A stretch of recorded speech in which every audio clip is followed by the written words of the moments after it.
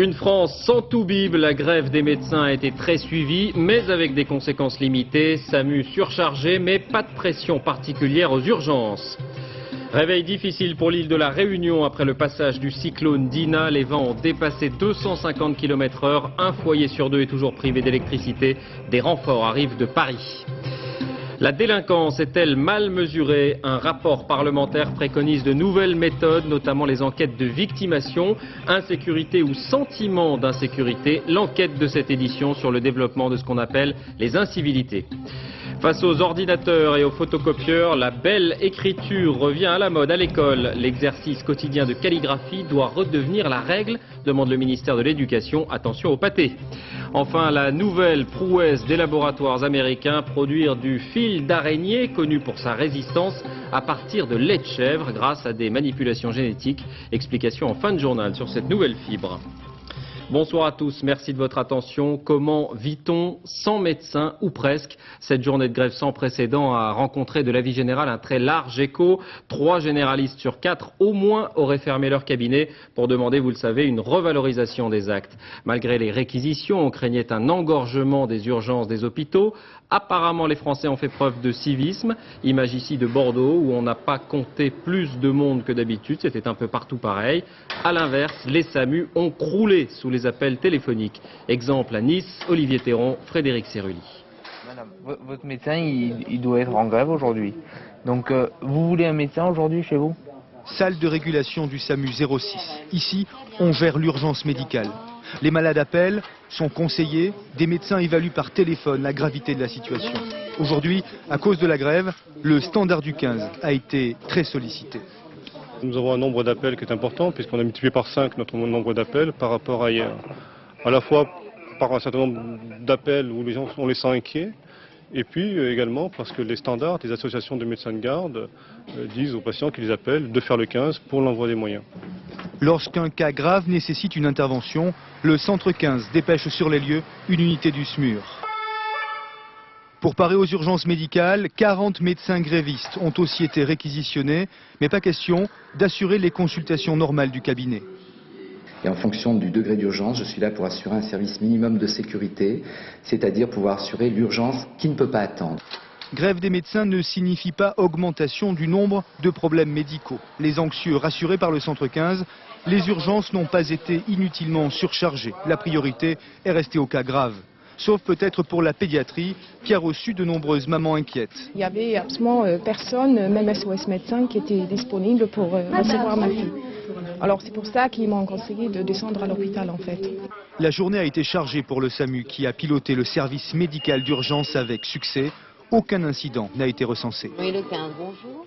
Voilà, journée chargée, mais vous l'avez constaté, pas d'affolement chez les malades ni les patients. Reportage à Nantes, notre ville test depuis hier. Sophie Rodier, Madi Diawara. C'est votre premier bébé? Ouais. Cette jeune maman est rassurée. Après examen, sa petite fille de 3 mois n'a qu'une légère gastro-entérite. Voilà, donc je vous ai mis du gel. Aujourd'hui, son pédiatre est en grève. Seule solution pour elle, les urgences. Si c'est effectivement une gastro-entérite qui est en train de débuter, probablement quand même. C'est un gros souci quoi. Parce que c'est vrai que j'ai commencé à paniquer dès que la kiné m'a dit qu'il fallait que j'aille quand même consulter quelqu'un. Bon, j'ai paniqué, j'ai été voir chez différents médecins, tout le monde était fermé. La plupart de ces patients sont confrontés au même problème que cette maman. Pas de médecin à consulter. Alors même pour une grippe, c'est l'attente aux urgences, sans colère mais avec résignation. Je suis déjà venue aux urgences, donc cette file je l'ai déjà vue. Donc aujourd'hui comme c'est la grève des médecins, mais bon la fuite des urgences ça a toujours été comme ça aux urgences. Je me dis que chacun défend ses intérêts, Taureau a raison, hein, c'est-à-dire que c'est peut-être beaucoup plus grave qu'ils s'arrêtent qu'une dactylo, mais enfin jusqu'à preuve du contraire, il faut peut-être aussi qu'ils ont les moyens de pression.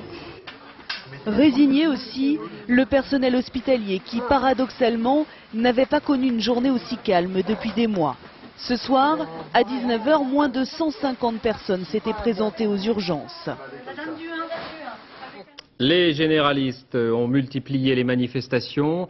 Image ici du nord de la France où plusieurs dizaines d'entre eux ont symboliquement franchi la frontière belge pour échapper aux réquisitions. Ailleurs, les médecins ont donné leur sang, organisé des consultations gratuites sur les marchés et se sont parés le nez de rouge. Vous allez comprendre pourquoi. Martin Gouès, Virginie Travers. Des nez rouges pour ne pas être pris pour des clowns. Grévistes mais réquisitionnés, les médecins généralistes des Hauts-de-Seine se sont retrouvés dans ce qu'ils appellent le cirque, une tente mise à leur disposition par le maire UDF d'Issy-les-Moulineaux. C'est donc ici qu'ont eu lieu les consultations gratuites. Je signe. Et comme si ça ne suffisait pas, les chefs de file des syndicats mettent en scène leur générosité, leur don du sang. Tu tiens le coup? Très bien, moi j'ai fini, hein, tu vois, moi c'est presque rempli. Infatigable, c'est la même délégation qui va frapper à la porte de Lionel Jospin. Nous avons demandé à être reçus, nous n'avons pas eu de réponse. En guise d'accueil, les CRS. Vous ne pouvez pas passer, hein. Attendez quelques instants, là, il y a un supérieur qui va venir, là, on va leur passer les consignes, histoire que tout se fasse tranquillement. Et 20 minutes plus tard... Je charge de venir vous remettre en main propre ce communiqué, afin que vous l'ayez en temps réel de la part de M. le Premier ministre. Dans son communiqué, le Premier ministre renvoie cette délégation négocier avec la Sécu. Elle n'ira pas. Ce soir, elle renouvelle son appel à la grève. Voilà, mais l'autre syndicat minoritaire, MG France, avait accepté, lui, de reprendre les négociations sur les hausses de tarifs avec la CNAM, la Caisse nationale d'assurance maladie. Sur place, on retrouve Émilie Lançon. Où en est-on, Émilie ? Alors, le président de MG France semble très remonté. Depuis le début du conflit, il réclame une hausse de 1 euro supplémentaire pour les consultations, ce qui les ferait passer à 18,50 €.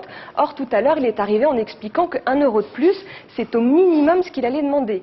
Alors, il faut voir qu'il est un peu poussé par l'UNEF, qui est le syndicat majoritaire, qui a appelé à la grève aujourd'hui et qui refuse de négocier. L'UNEF, de son côté, réclame une hausse des consultations à 20 €. Pour sa part, la CNAM a d'ores et déjà accepté de débloquer une enveloppe de 732 millions d'euros, ce qui suffirait à financer le passage, une hausse des consultations à 18,50 €, et puis d'autres mesures, comme par exemple la rémunération des gardes de nuit pour les médecins généralistes. La CNAM s'est également engagée à parvenir à un accord ce soir. Tout le problème est de savoir ce que vaudra cet accord, dans la mesure où il ne sera signé que par un seul syndicat, MG France, qui plus est un syndicat minoritaire.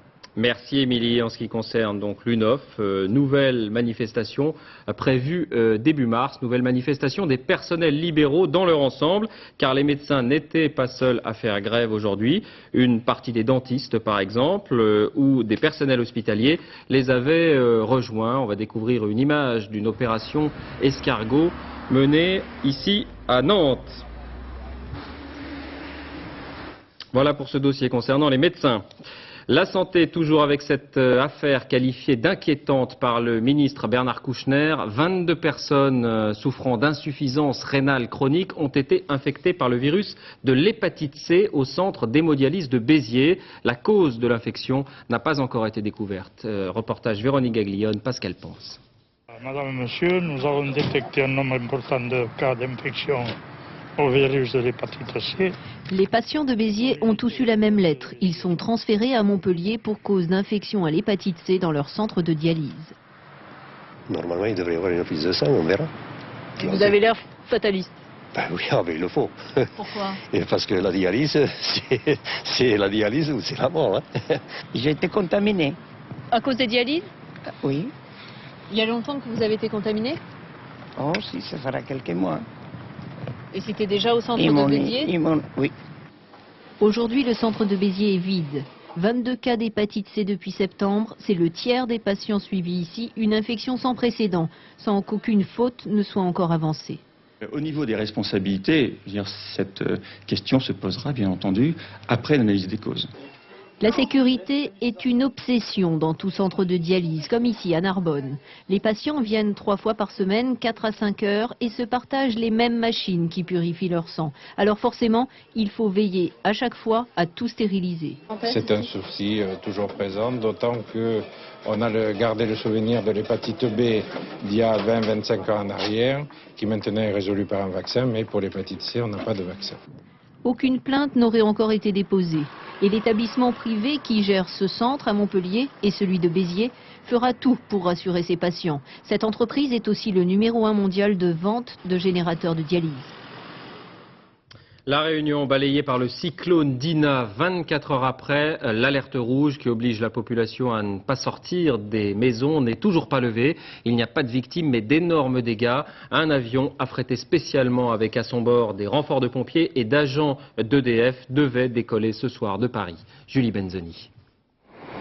Le cyclone s'éloigne vers le large, mais la pluie et le vent s'abattent toujours sur l'île de la Réunion. Tout ce qui n'est pas solidement attaché prend son envol.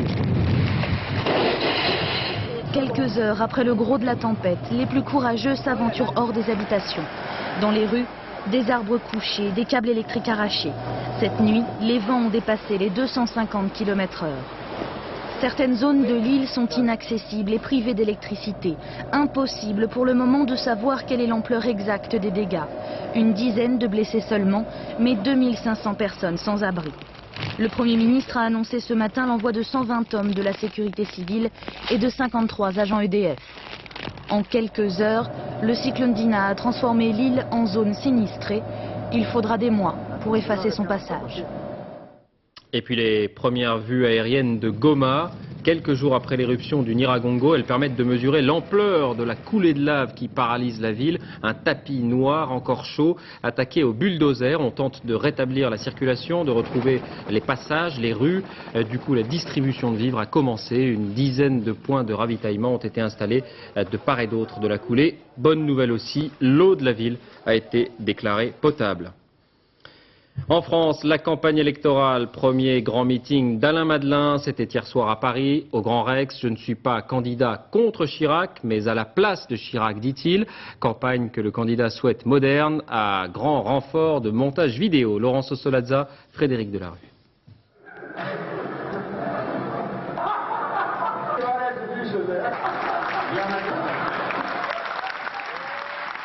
Pour fustiger ses adversaires à la présidentielle, Alain Madelin se lance dans un nouveau genre politique, le détournement de publicité.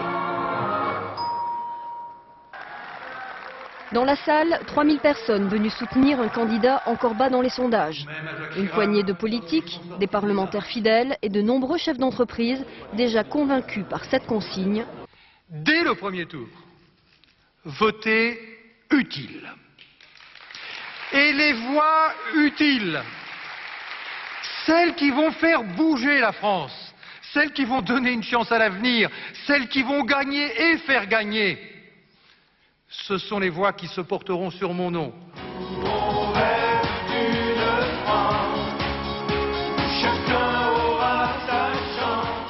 Chacun sa chance, c'est le nouvel hymne de campagne, style variété française.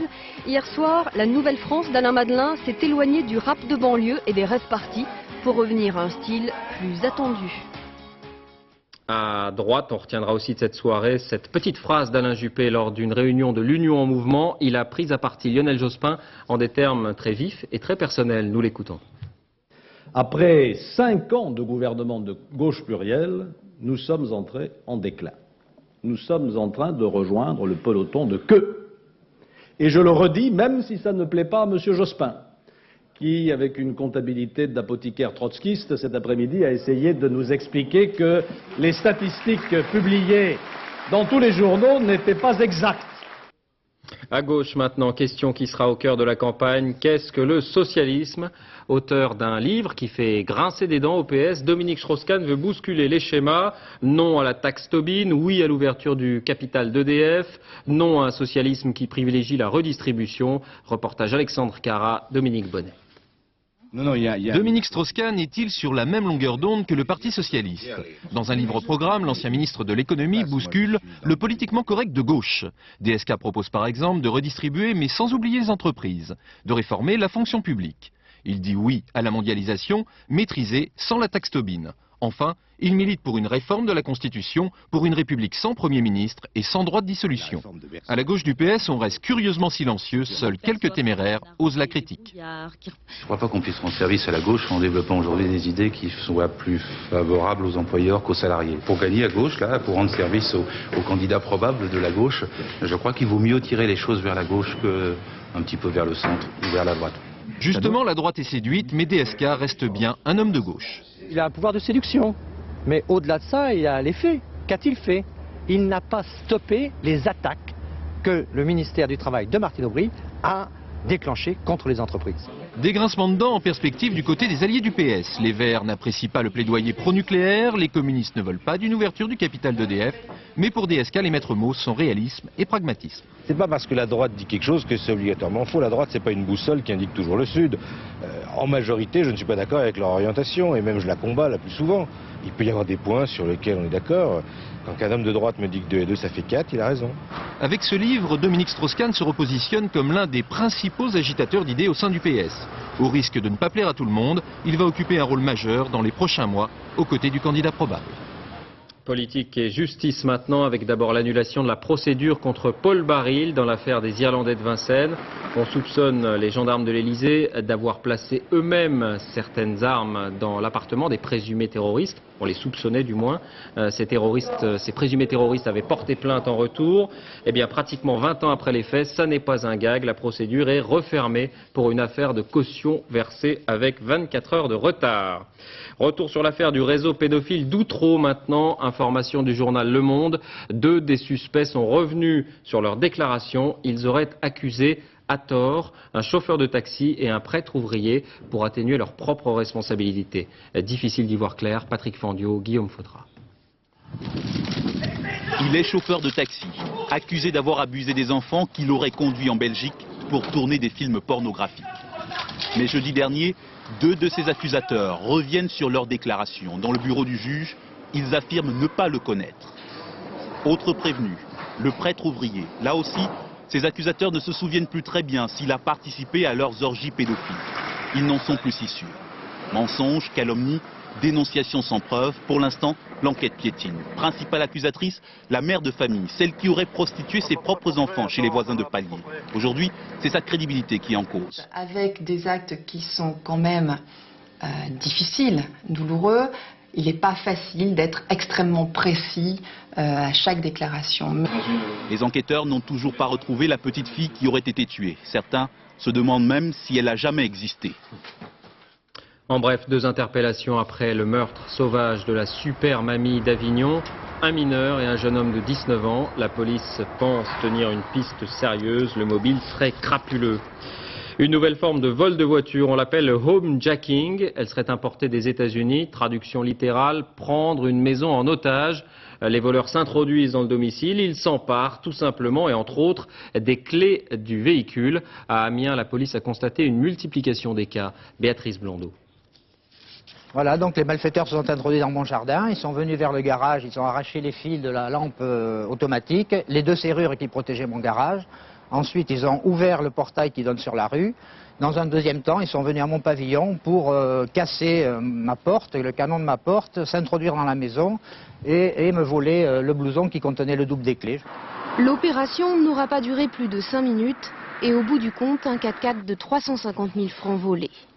Le homejacking ou le vol de voitures à domicile, la technique est relativement récente, mais son extension inquiète les autorités. Avant, la délinquance s'orientait sur le vol avec violence sur la voie publique. Nous avons toujours du vol avec violence sur la voie publique, mais le homejacking est un phénomène qui date du début de l'année 2001. Et la technique est en pleine expansion. D'abord réservée aux voitures de luxe, elle touche aujourd'hui tous les véhicules, comme ici dans l'Oise où l'année dernière, 300 cas ont été recensés. Autre avantage pour les malfaiteurs, des peines moins sévères, quelques mois de prison seulement, contre 10 ans maximum pour un vol avec violence. Lorsqu'on évoque l'insécurité et la délinquance, dans le débat politique notamment, les statistiques sont régulièrement critiquées. Sous-évaluation, surévaluation. Pour disposer de données incontestables, 2 députés, socialistes et RPR, proposent dans un rapport parlementaire la création d'un observatoire et de nouveaux outils de mesure. Audrey Goutard. Dans ce dossier, des chiffres très confidentiels. Tous les crimes et délits traités par la police et la gendarmerie en 2001. Ils ne seront rendus officiels que lundi. C'est le baromètre de la sécurité en France, un outil sensible élaboré dans le plus grand secret au ministère de l'Intérieur. En fait, tout commence par une plainte au commissariat. Nous sommes ici à Asnières. Cette dame vient de se faire voler sa carte bancaire. Vous avez vu personne vous traîner autour? j'étais tellement affolée quand ça s'est bloqué. La victime l'ignore, mais dans quelques instants, elle deviendra un numéro dans une rubrique. Ça se passe ici, au bureau d'enregistrement du commissariat. C'est nous, voici les plaintes. Merci. Classée dans la rubrique vol, sa plainte doit en principe finir dans les statistiques du ministère de l'Intérieur. Comme ça, la machine a l'air bien rodée, et pourtant elle ne serait pas fiable, pas assez complète. Pire, il y aurait même tricherie. Ça peut être tel commissaire qui a tendance à valoriser les actes de délinquance, à les surévaluer pour avoir plus d'effectifs, ou inversement, tel chef de service qui, pour avoir une promotion, a tendance à les sous-évaluer. Tout remettre à plat, c'est ce que Lionel Jospin a demandé à 2 députés. Robert Pandreau, le RPR, Christophe Carèche, le socialiste. 6 mois de travail pour arriver à ce constat. Les chiffres actuels ne reflètent pas la réalité. Il propose donc de créer un observatoire pour surveiller l'élaboration des statistiques. Ils veulent aussi lancer des enquêtes pour identifier les victimes qui n'osent pas porter plainte, celles qui n'apparaissent jamais dans les chiffres officiels. Et puis, on l'entend souvent, il y a l'insécurité et il y a le sentiment d'insécurité. Comment l'expliquer? Bien souvent, sans doute, par ce qu'on appelle les incivilités, ces petits troubles de la vie quotidienne qui ne sont pas vraiment de la délinquance, agressivité, insultes, graffiti, ou beaucoup plus simplement des rassemblements réguliers de bandes de jeunes dans les halls d'immeubles. Incompréhension, des 2 côtés d'ailleurs, exaspération, c'est une chronique de la peur au quotidien que nous vous proposons. L'enquête de cette édition dans les environs de Villiers-sur-Marne. Jérôme Soulard, Christian Gallet. C'était, paraît-il, leur paradis pour le business et la détente. Une cabane secrète avec tout le confort nécessaire. Électricité, télé, PlayStation. À l'abri des regards indiscrets, ils ne semblaient déranger personne et pourtant, des adultes locataires les auraient finalement dénoncés à la police. C'est un squat adéquat pour les jeunes de cité, un sonore, il n'y a pas de bruit, on fait chier personne, on est dans notre coin. Et voilà, les policiers n'aiment pas ça. Fouillé par la police, le lieu est définitivement abandonné. Presque naturellement, ils ont donc réinvesti les cages d'escalier des immeubles du quartier. Cigarettes, rigolades, à quelques mètres à peine d'appartements habités. Derrière les portes, il y a des familles, bien sûr, des locataires, tantôt silencieux, tantôt excédés. Ça se voit, ils sont peur de nous. Parce que les seuls moments où, les rares fois où ils nous parlent, c'est quand ils sont à leur fenêtre. Sur leur fenêtre, ouais, non, non, non. Et en plus, c'est même pas ils parlent, c'est écrit. Ouais. Sinon, direct, ils font des menaces. C'est ça, ils savent pas parler. Ils font semblant de sortir des armes, mais après, ils n'assument pas. Ils font semblant de sortir des trucs et après, ils n'assument pas. C'est normal. Ils appellent les keufs direct, après, on les traite de balance. Et après, vu que c'est des balances, on est obligé de leur cramer leur voiture ou taper à leur porte. Et c'est là que ça vient la délinquance. C'est comme ça que ça commence. Ces dernières années, la petite délinquance s'est étendue à d'autres quartiers réputés autrefois tranquilles. La cité des Nangues à Villiers-sur-Marne a elle aussi ses tags, ses saccages, ses menaces. Locataire depuis 25 ans, Georges envisage aujourd'hui de déménager, excédé. On se fait insulter, on a des regards un peu méchants. Mais bon, il ne faut pas non plus dramatiser, il ne faut pas non plus leur montrer qu'on a peur. Parce que si vous leur montrez que vous avez peur, c'est là qu'ils en profitent. Lui non plus n'a pas peur. Thierry, c'est le gardien de l'immeuble depuis 2 ans. Gardien, ou plutôt nettoyeur, tant ses journées sont occupées à effacer les dégradations faites pendant la nuit. Tout le temps qu'on arrive à avoir des produits bien efficaces, on arrive à les enlever sans trop de problèmes.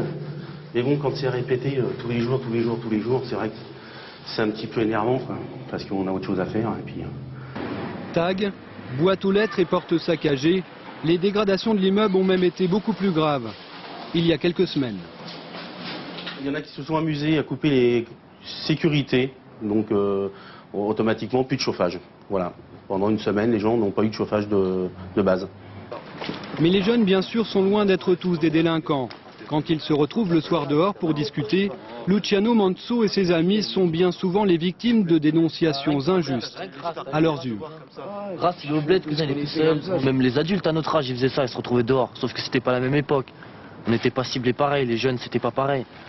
Mais bon, maintenant, ça n'a pas changé, sauf qu'il y a trop de médiatisation sur les jeunes qui disent que c'est délinquant et tout. Mais quand vous voyez qu'on parle, vous voyez bien qu'on est comme tout le monde, comme vous. On sait s'exprimer. Parole de jeunes contre vérité d'adultes, 2 mondes tellement différents. Ni respect, ni vraie communication. La vie dans nos cités est aujourd'hui bien loin d'être paisible. L'école est le retour des disciplines traditionnelles. Nous vous parlions récemment de la grammaire. Eh bien, l'écriture, la belle écriture, sera à l'honneur également dès la rentrée prochaine. L'ordinateur n'est pas tout, dit le ministère de l'Éducation. La calligraphie ne doit pas être négligée, mais peut-être avec des caractères plus simples. Virginie Fichet, Thierry Simonet. Je secoue, je fais bouger mes doigts. Dans cette classe, les jeux d'écriture sont toujours précédés d'une mise en condition. Bien se décontracter avant l'effort pour mieux surmonter la difficulté. C'est difficile d'écrire? Non. Mais quand on n'a pas appris une lettre, si. Pas question pour autant de contourner l'obstacle en proposant de nouvelles polices de caractère simplifiées. Jack Lang espère rendre à l'écriture ses lettres de noblesse. Car au milieu des photocopies et des traitements de texte, l'écriture semblait depuis une dizaine d'années passer au second plan. L'écriture, c'est l'école de la règle, c'est l'école de la rigueur, c'est l'école du modèle. Autant de valeurs qui ont tendance un petit peu à disparaître et qu'il faut remettre au goût du jour. Pas question toutefois de revenir aux pleins et aux déliés de nos grands-parents. La nouvelle écriture puise son inspiration chez les humanistes du XVe siècle, sobre et sans fioritures. Reste intact le goût d'écrire. On peut inventer des mots, on peut faire des histoires aussi. Un plaisir visiblement partagé par les parents. Dans les papeteries, les rayons consacrés à la calligraphie remportent en effet un franc succès. Certains fabricants spécialisés ont même vu leur chiffre d'affaires multiplié par 5 en 10 ans. On trouve un certain engouement pour l'écriture, en opposition quelque part à toutes ces nouvelles technologies, infographie, etc. Le sergent-major et l'encre de Chine ne sont pas encore bons pour la réforme. L'amour de l'écriture fera toujours vivre l'art d'écrire. L'école encore avec un débat très vif, toujours autour des rythmes scolaires. Les enseignants sont en grève depuis vendredi dernier à Paris pour protester contre la consultation engagée par la mairie sur la fin des cours le samedi matin. La manifestation aujourd'hui des enseignants, des directeurs d'école et aussi des parents d'élèves dans le 18e. Des parents qui souvent souhaitent le transfert vers le mercredi. Les enseignants sont donc d'un avis inverse. Sébastien Leguet, Valérie Criton. Pas l'ombre d'un élève dans les couloirs. Toutes les salles de classe sont fermées à double tour. À l'école maternelle, personne n'enseigne. La reconduction du mouvement de grève jusqu'au retrait, jeudi. Tout le monde vote. En poursuivant la grève entamée vendredi, les instituteurs continuent de rejeter le projet de réforme des rythmes scolaires. Le samedi matin à l'école, c'est sacré. Nous ne voulons pas l'abandon non plus du samedi matin, travailler pour le mercredi, travailler, parce que nous tenons, enseignants et parents d'élèves, à la qualité des rencontres entre les parents et les enseignants le samedi matin. Nous ne voulons pas ça. J'ai été instituteur avant d'être directeur, c'était de la magie de travailler le samedi matin. C'était un moment de solde, on faisait le compte de la semaine, on rendait les cahiers, on faisait le point avec les enfants, et c'était vraiment une sorte de rituel de départ, et c'était très bien vécu par les enfants et par les enseignants. Chez les parents parisiens, il y a aussi deux chapelles, celle du samedi, celle du mercredi. J'ai toujours été en école privée, et où c'était le cas, on avait cours toute la semaine et pas le samedi. Je pense que c'est important pour les parents et les enfants d'avoir leur week-end. Tous les moyens sont bons pour partir en vacances. Les gosses ils sont fatigués le lundi. Et je retrouve, s'ils les retiennent au moins le week-end à la maison, je pense que c'est très bien. En période de grève, une chose est sûre, les grands-mères ne sont pas mécontentes d'être réquisitionnées. Ça me permet de voir Lucien, effectivement. Mais enfin, malgré tout, il serait quand même bien à l'école aussi, Lucien. Voilà. Le mouvement de grève des instituteurs est le plus suivi dans les quartiers populaires de l'Est de Paris. Économie, le plafond du Codévi passera de 4 600 à 6 000 euros. Le projet de loi a été examiné aujourd'hui en Conseil des ministres. La hausse du prix de l'électricité, le kilowattheure sera bientôt plus cher pour nous consommateurs. Motif, la Commission européenne impose d'augmenter la part des énergies renouvelables dans la production d'énergie globale. Elles sont évidemment plus chères. David Boéry, Frédéric Delarue. Payer un peu plus cher, de l'électricité plus propre. Dans cette agence EDF, les clients ne sont pas tous prêts à faire un effort au nom de l'écologie. Un petit effort, c'est difficile. Ça dépend quel effort. Hein. Vous savez, on n'est jamais d'accord pour payer un peu plus cher. Hein. Je ne vois pas pourquoi je vais payer plus pour vivre en meilleure santé. Non. D'ici 2010, la France s'est engagée à produire 21% de son électricité à partir d'énergies renouvelables, de l'énergie solaire, éolienne ou hydraulique. Pour respecter cet engagement, EDF va devoir investir. Ça demande pour amortir ces investissements qu'EDF rachète le prix du courant un tout petit peu plus cher que le courant qu'elle produit. Et donc ça se traduira dans quelques années, mais pas maintenant, par une augmentation très très faible de prix de l'électricité. L'électricité produite par une éolienne coûte aujourd'hui 2 à 3 fois plus cher que dans une centrale nucléaire. En 2010, l'éolien devra représenter 6% de la production électrique en France. Aux États-Unis, la faillite d'un géant de la distribution, Kmart, deuxième groupe de discount du pays, plus de 2000 magasins et 240 000 employés. La direction espère tout de même relancer l'activité. Et puis au même moment, on apprend qu'une entreprise symbole de la nouvelle économie annonce ses premiers bénéfices après des années de promesses déçues. Amazon.com, qui fait de la vente en ligne, des livres notamment, a réalisé 5 millions de dollars de profit l'an dernier.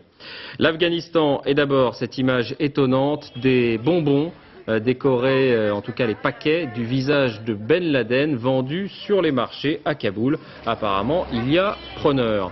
L'Afghanistan où les alliés de l'automne ont repris les armes. Affrontements signalés dans la région de Mazar-e-Sharif entre factions ouzbèques et tadjiks. Il y aurait au moins 11 morts. Autre ethnie, les Hazaras, proches des Iraniens. Ils sont 3 millions sur 20 millions d'habitants dans le pays. Un grand nombre d'entre eux avaient fui les persécutions des talibans. Aujourd'hui, ils reviennent à Bamiyan. Agnès Varamian, Jean-François Renaud. Grimper pour se ranger comme une poupée dans la falaise. Dans ces cavités, des familles ont pris la place des moines bouddhistes qui autrefois venaient en pèlerinage à Bamiyan. Aujourd'hui encore, la ville semble se prosterner au pied de ces statues géantes, redevenues poussière sous les coups de boutoir des talibans. Ceux qui vivent là, à 2700 mètres d'altitude, sont des Hazaras, descendants des Mongols et des bouddhistes d'Afghanistan avant leur conversion à l'islam. Minorité ethnique, ils sont 20% de la population du pays. Les Hazaras sont aussi une minorité religieuse. La famille de Kourban, comme toutes ici, est musulmane chiite. Les talibans d'obédience sunnite les ont pourchassés.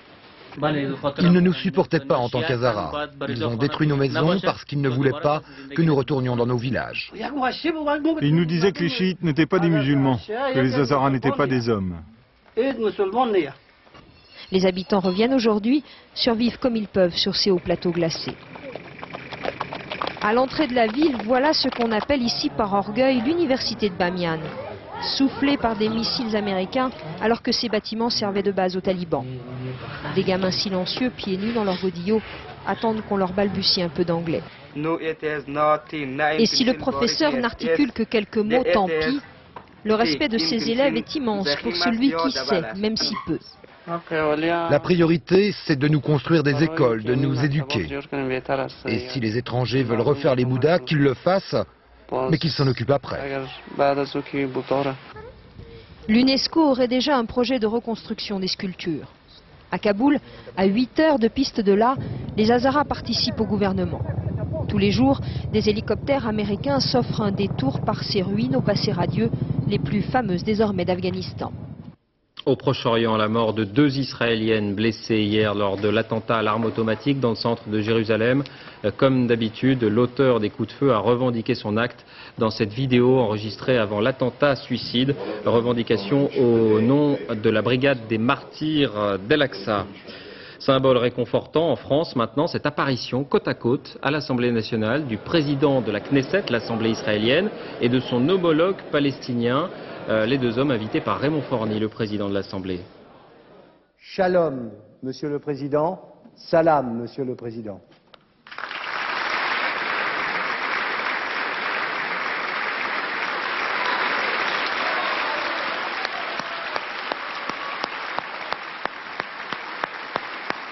Voilà un geste dont la portée est à relativiser toutefois. Le président de la Knesset est considéré comme un marginal au sein même du parti travailliste israélien en raison de ses positions anti-Sharon. Les routiers italiens ont bloqué le trafic aujourd'hui à plusieurs postes frontières dans le nord du pays. Ils demandent la réouverture rapide du tunnel du Mont-Blanc. Position soutenue par le gouvernement italien. Alors justement, près de 3 ans après la catastrophe, c'est sans doute une étape importante vers la réouverture qui se jouera samedi.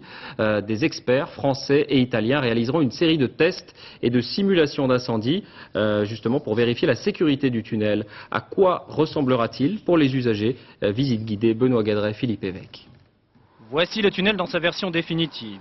La vitesse y est limitée, 70 km/h. Distance obligatoire entre deux véhicules, 150 mètres. Contrôle radar pour toute infraction, une amende très lourde, 750 €. En cas d'incident, la circulation est bloquée.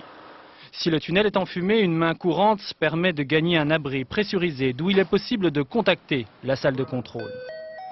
Les usagers pourront alors être évacués par une gaine située sous la chaussée. À défaut d'avoir percé une vraie galerie de secours, les exploitants ont aménagé cette gaine d'aération dans laquelle circuleront deux véhicules électriques. Autre innovation, la salle de contrôle du trafic. À des années-lumière de l'ancienne salle de régulation, 13 années 60. Ici, le moindre incident sera automatiquement détecté, les opérateurs informés en temps réel. C'est une lourde responsabilité et heureusement, disons que dans le cadre de la réouverture, on sera quand même un peu plus rassuré dans le sens où on sera automatiquement 3 régulateurs à travailler en même temps. Sans attendre les essais officiels, des essais en interne ont déjà été réalisés ces derniers jours. Des tests sur la ventilation et l'extraction des fumées. On a fait des essais réels de ventilation avec des feux réels, qu'on embrasait. Les essais ont été très concluants pour la ventilation, où on a bien réussi à confiner les fumées à l'endroit où on le voulait. Si les essais exercices officiels confirment ces résultats, le tunnel pourrait être rouvert aux voitures à la mi-février. Pour les camions, il faudra encore attendre. Environnement encore avec cette question posée aujourd'hui à l'université de Nantes lors d'un colloque destiné à évaluer les suites du naufrage de l'Erika. Et s'il était préférable de ne pas nettoyer après une marée noire. Certains experts pensent en effet que la dépollution peut avoir des conséquences néfastes et qu'il vaut mieux parfois laisser faire la nature. Agnès Monteux, Régis Maté. Bien sûr, il fallait nettoyer vite, mais parfois on y est allé un peu trop fort. Cette plage par exemple est nickel, presque comme avant l'Erika, sauf qu'ici, il y avait une dune. Depuis, les scientifiques surveillent sa hauteur, le sable a été emporté avec les déchets déposés à son sommet. Au moment de la dépollution, on a dépollué, mais en fait on a créé une cuvette, ce qu'on voit ici. Et avec un risque, c'est que la mer, par forte tempête, pénètre à l'intérieur des terres et pénètre dans le marais breton. Pour éviter ces inondations, les scientifiques plantent des végétaux. Ils espèrent stabiliser le peu de sable qui reste. Un peu plus loin, des falaises s'effondrent. Là, ce sont des karchers trop puissants qui ont été utilisés. On a agressé littéralement la falaise qui est excessivement fragile. Elle se barre partout. Et voilà, les blocs, le résultat. Pour accueillir les touristes, il fallait tout nettoyer. Depuis l'habitude est prise, les plages sont de plus en plus propres. Du coup, les animaux désertent les lieux, faute de nourriture. Ces algues mortes sont très importantes puisqu'elles servent de nourriture à beaucoup de petits invertébrés comme les puces de mer, comme des petites mouches, et que ces petits animaux sont la base de la nourriture des oiseaux qui fréquentent les plages. À force d'être aseptisées, les plages sauvages deviennent stériles. Des paysages de rêve toute l'année, uniquement pour les touristes. Au Japon, une dizaine de baleines échouées sur l'île de Kyushu, au sud-ouest de Tokyo. Des sauveteurs sont à l'œuvre pour sauver les derniers mammifères encore en vie. Les autres ont succombé à leurs blessures. C'est une otite qui serait à l'origine de ce naufrage. Les baleines ont besoin de leur ouïe pour se repérer en mer. Prouesse de la génétique, parfois un peu étrange, de la soie d'araignée sera bientôt produite à partir de lait de chèvre génétiquement modifié. Intérêt du procédé à diamètre égal, un fil en soie d'araignée est 7 à 10 fois plus résistant qu'un fil d'acier. Explication Patrice Pelé.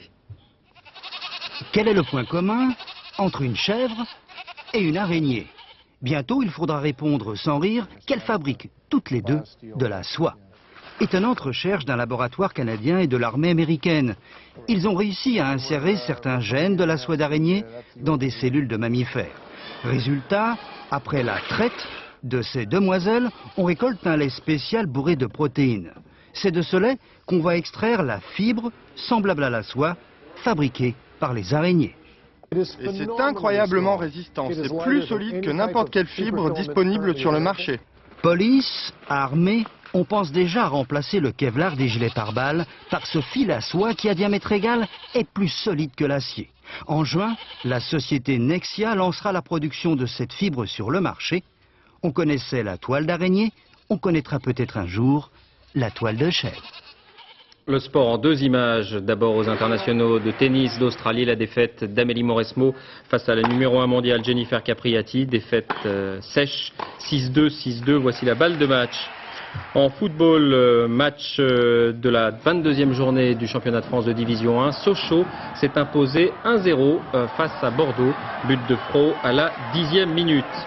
Enfin, sachez qu'en rugby, Bernard Laporte a communiqué ce matin la liste des 22 joueurs retenus pour le match d'ouverture du tournoi des 6 nations, France-Italie. À noter le retour de Fabien Pelous et de Xavier Garbajosa et la première sélection du joueur d'origine sud-africaine, Stephen Hall, à suivre le 2 février. Ce sera sur France 2.